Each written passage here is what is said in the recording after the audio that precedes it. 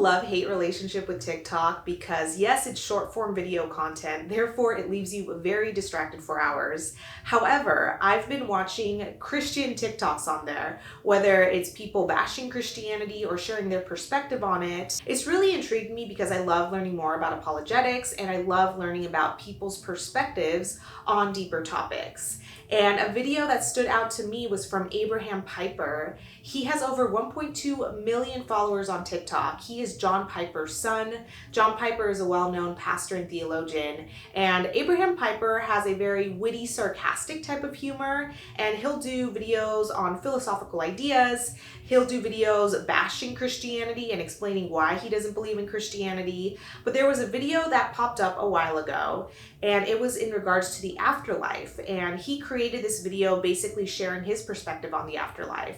And it was a really interesting video. So I wanted to do a response to that video today and share my thoughts on the afterlife and kind of give you guys a bit of a philosophical approach in regards to truth and morality. So we are going to be hitting a lot of hot topics today. So I hope you join in on this discussion with me. If you have any thoughts or comments, leave them down below. Don't forget to subscribe for more faith-based content, and let's dive in.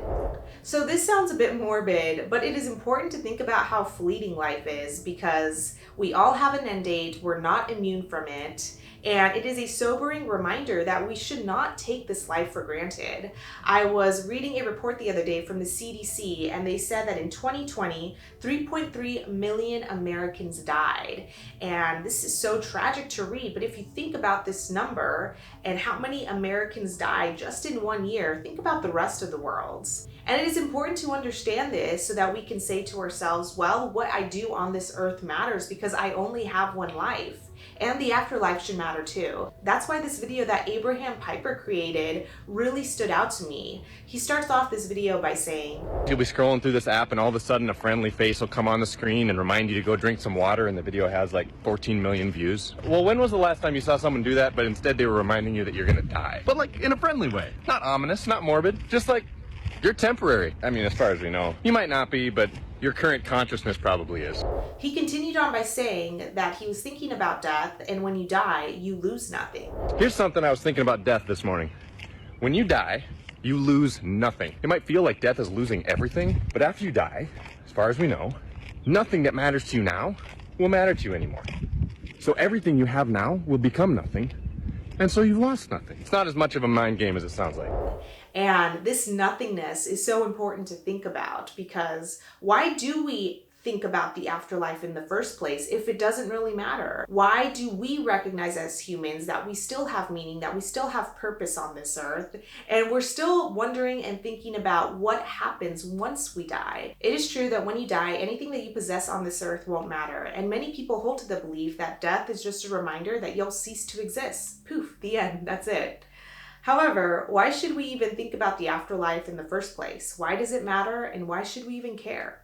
Before we think about death, we have to think about life. We come out of our mother's womb with a moral compass. Some people may say, well, this moral compass is just an instinct. We have a good instinct to do good, and we have another bad instinct to do bad. Others may say we only have a moral compass based off of social conventions, based off of the society that we live in. So if we lived with cannibals, then our view on morality would be completely different than if we lived in a civilized society.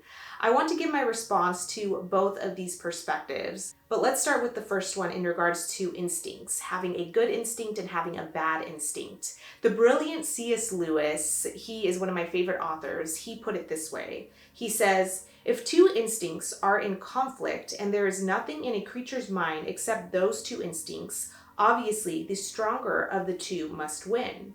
However, C.S. Lewis pinpoints the issue because he says that we are more aware of the moral law when we are aware of these instincts. He continues on by saying, when we are most conscious of the moral law, it usually seems to be telling us to side with the weaker of the two impulses. You probably want to be safe much more than you want to help the man who is drowning, but the moral law tells you to help him all the same. Typically, a person who is being a good person would muster up enough courage to do the right thing, to tell the truth, to fight for the right principles and values. And if we only had two instincts, then what is telling us to choose one over the other, even when we don't want to?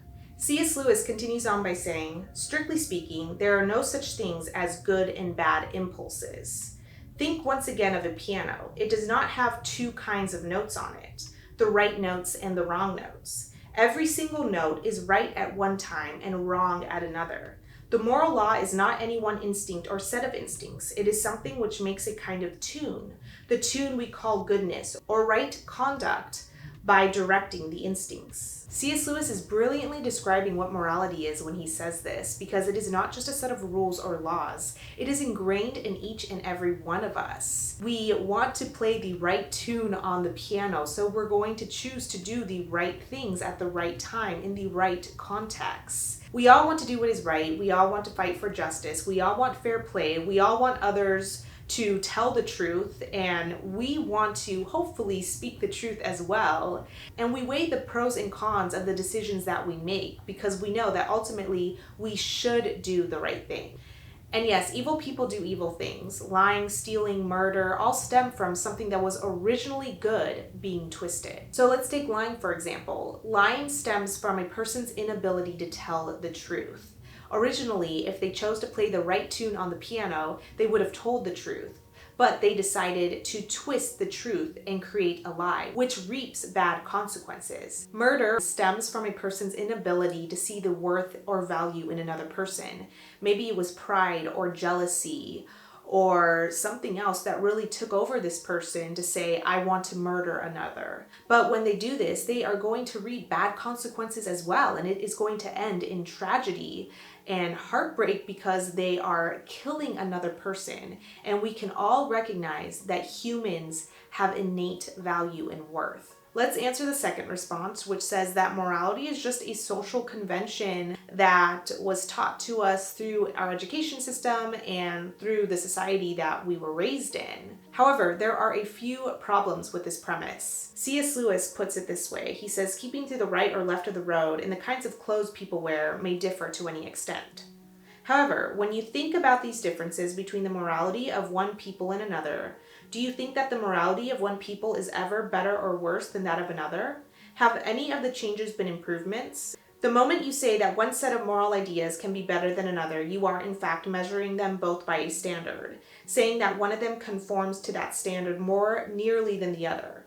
But the standard that measures two things is something different from either. You are in fact comparing them both with some real morality, admitting that there is such a thing as a real right, independent of what people think, and that some people's ideas get nearer to that real right than others. To put it another way, we are constantly comparing society and civilizations and saying this society got it right because they had better morals than that society. And let's take C.S. Lewis's example of Nazi Germany. We can pinpoint Nazi Germany and say that they were evil, that they were doing evil.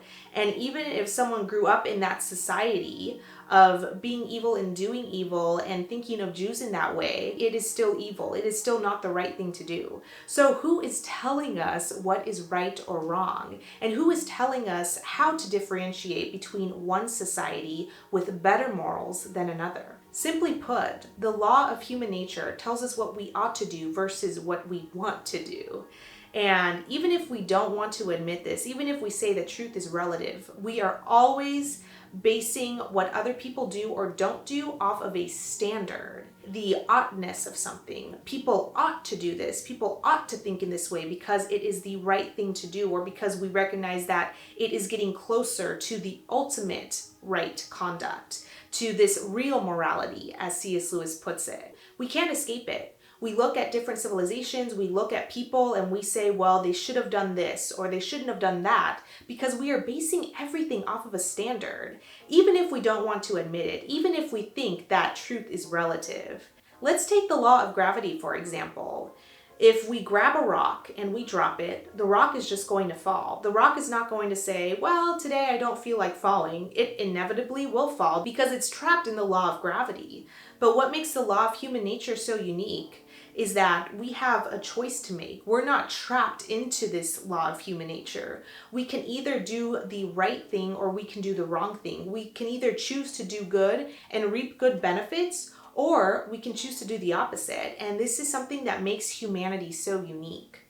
So the real question is, What is directing our oughtness? I ought to do this even when I don't feel like doing this, even when I don't want to at all, even when it doesn't make me feel safe. C.S. Lewis says, "It begins to look as if we shall have to admit that there is more than one kind of reality, that in this particular case there is something above and beyond the ordinary facts of men's behavior, and yet quite definitely real, a real law, which none of us made, but which we find pressing on us." No matter how we view society, we have an innate instinct that makes us say, I don't want to be cheated on, I don't want to be lied to, I want others to treat me fairly. We already know that. Even if you are the most evil, uncivilized society out there and you were raising a nation of evil people, you would still say, well, I don't want them to cheat on me, I don't want them to do evil to me, I want them to do evil to other people.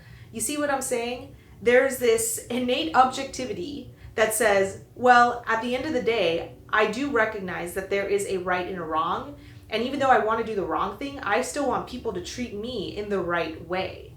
We can't escape it. It is the law of human nature. And Abraham Piper misses the point when he says, Nothing that matters to you now will matter to you anymore. So everything you have now will become nothing, and so you've lost nothing. It's not as much of a mind game as it sounds like. However, if that was so, if our imminent deaths meant that we lose nothing, why do we have a moral compass living inside of us that tells us what we do here on earth has consequences, meaning, and purpose? Why do we recognize that human beings have value? What makes us ponder the question of death or life after death? If there was no life after death, why does that question come up in our minds in the first place? If our value stems from happenstance and random chance, because there is no God and there is no spiritual realm, then why do we think about these questions? Who put these questions on our heart in the first place? Who's directing what we ought to do versus what we want to do? Who's the mind behind everything? If we think that we are capable of crafting morality out of nothing, then we think way too highly of ourselves, because we have to come to the recognition that we are imperfectly flawed and we did not create truth in the first place. So who did? Think about this. Us humans are the only creatures on earth that are able to dialogue, that are able to think, that are able to discern between right and wrong, that are able to ask ourselves questions about the meaning of life. Animals, when they're born, they do not think about life and death. They do not think about why they are here or why they exist, or if there is even life after death. So we can come to the conclusions that humans are special, humans are unique, and we're created for a purpose unlike any other creature here on earth. If we were created by random chance, we wouldn't even understand what meaning is, because meaning wouldn't exist without God. And maybe at this point you want to tune me out because you are tired of hearing about God. Maybe you grew up in the church and you said, well, I'm done with religion.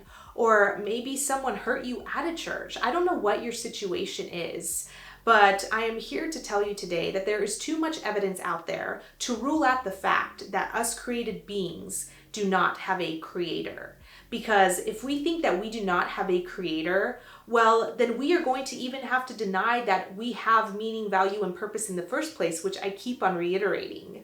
And Romans 8:1-19 through 20 says, "For what can be known about God is plain to them, because God has shown it to them. For his invisible attributes, namely his eternal power and divine nature, have been clearly perceived ever since the creation of the world, in the things that have been made, so they are without excuse." And if God did not exist, we would not even think about the possibility that he did. If God was some distant being that did not want to be known, then we would not have a moral compass to begin with, because morality teaches us about God, because God created morality. And if you think about it, anything that is bad in this world is a twisting or a manipulation of what was once good.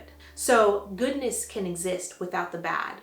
But bad cannot exist without the good, because bad things on this earth are a manipulation of what once was good. And I hope at this point you still haven't tuned me out. I know these are big topics and I hope you were following along. I recognize that I haven't even scratched the surface, but I've been praying about the topic of morality and truth and the existence of God and how to respond to these Abraham Piper videos, because I love hearing different perspectives, especially on the afterlife and the brevity of life.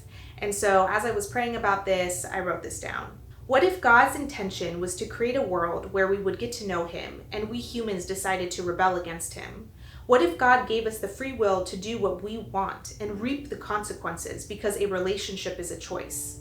What if through this rebellion we came to the realization that life without our Creator is meaningless? And what if through this realization we can choose to know God and ultimately discover our true fulfillment, meaning, and source of life? In this video, I wanted to give a philosophical approach when responding to Abraham's TikTok on the afterlife and the brevity of life. And I know I only scratched the surface, but my hope for you is to ask yourself these hard questions as well. Don't get lazy in your thinking. Know that us humans have meaning, value, and purpose for a reason. So ask yourself, is there a God out there? Don't just say, well, I'm going to learn about the afterlife when I die. That is not a question that we should be asking when we die, because when we die, we made our decision there and then.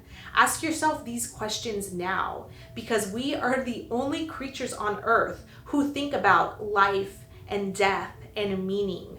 Animals don't think about this. Bugs don't think about this. There's something unique about us. Something unique that says, I am someone who likes to create because I am a human. I am capable of creating. Therefore, is there a creator out there? I am also capable of saying that this society has better morals than this other society. How am I able to compare these two? I'm also capable of saying, even though I want to be selfish, I should do the right thing. Who is directing our oughtness, what we ought to do versus what we want to do? These are huge questions to think about. My ultimate prayer for you is to really seek answers to these questions yourself. And for me, I do believe in God. I have a personal relationship with Jesus. And if you want to learn more about my testimony or why I believe in Jesus, I will link these videos down below. But ultimately, back in 2019, I prayed to God and I asked him, what does it look like to seek you and find you if I seek you with all of my heart, which was a promise in Jeremiah 29:13. And I'm here to tell you today that God responded in very powerful ways. And my life will never be the same because God is my source of life. He is my creator. He wants to get to know us. He wants to commune with us. And I am a testament of that because God has changed my life. And I hope he does the same for you. And so with that being said, thank you so much for watching. Leave your thoughts and comments and prayer requests down below. And subscribe for more faith-based content as we tackle hard questions, dive into the Bible, and see what God says about them. And ultimately, I hope you come to know the mind behind creation, because I promise you this, you will find the source of life. I hope you all have a blessed week, and I will see you all very soon for another video. Bye, guys.